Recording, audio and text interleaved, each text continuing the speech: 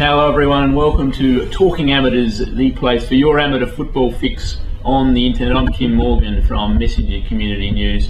Joining me as I always do on the show are Gordon Armstrong, also from Messenger Community News, and Peter Thatcher from RPH. Boys, quickly the winners from last week before we get into it. Henley by 27 points over Paynham Norwood Union. Goodwood Saints by 29 points over Salisbury North. Sacred Heart got their third win in a row with a 30-point win over Jeps Cross. Gazer in a thriller by a point over local rival Broadview, and Port Districts in another thriller over Tea Tree Gully by 7 points. Goodwood straight back with an answer after their poor performance the week before. Yeah, Kim, the lesson that I've learned yet again, I learn a lesson every week, is that the Saints, you cannot underestimate a good side. Bounce back, kicked 6 of the last goals of the match and won well. And Pete, at the other end of the table, Paynham Norwood Union still 0-6. But a pretty good effort against top place Henley. Thought it was a much improved effort, Kim, to get within 27 points of top side Henley. Big Nick Jolly at the goal front was over the slot, 6 goals, and I thought it was a far improved effort. Unfortunately, they were monstered at the other end by Kenny McGregor in the best on ground performance with 7. So a pretty good performance from PNU. And Kim, I can't let this go by without actually mentioning Gordo's outfit today. Have a look at that. Does he look like a cross between the Port Power mascot or Big Tony in the Mafia? Can't believe it, Gordo. Well, no, I appreciate that. I mean, I dress to impress if we can, but thanks for noticing anyway, guys. So much appreciated. My compliments as well there, Gordo. Now, Shock's 5-goal win over Jeps Cross, 3 in a row. Are they the real deal? Well, Shock's winning at 7-0 was a great effort. They got off to a flyer, led 6 goals to 0 at quarter time.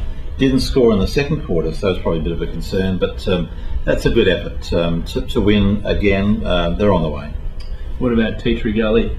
Yeah, Are they in trouble? Big problems. Stephen Pitt not playing from last weekend, Kim, and certainly missing his goal scoring power at the goal front. And they seem to be in big trouble now, Kim. They've drifted down towards third bottom and just really need to get their season back on track very, very quickly.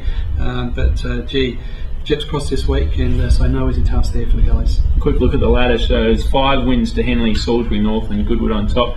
Gazers moved to 4-2 to be outright 4th, followed by Sacred Heart, who are outright 5th with 3 wins. Then Jeps, Broadview, Tea Tree Gully all on 2 and 4, and Port Districts on 2 and 4, and Paynham Norwood Union yet to get on the board with a win. Boys, let's look at this week's fixture. Some big games, and in my opinion probably the match of the round would have to be at Salisbury North Oval, Peter, where you've got Sacred Heart in form taking on Salisbury North, who are rampant at the moment. Yeah, look, Salisbury North in very, very good form, even though they had a loss last week. I like Sacred Heart though, I really do. Tasborski at the goal front, Whiting playing very good football.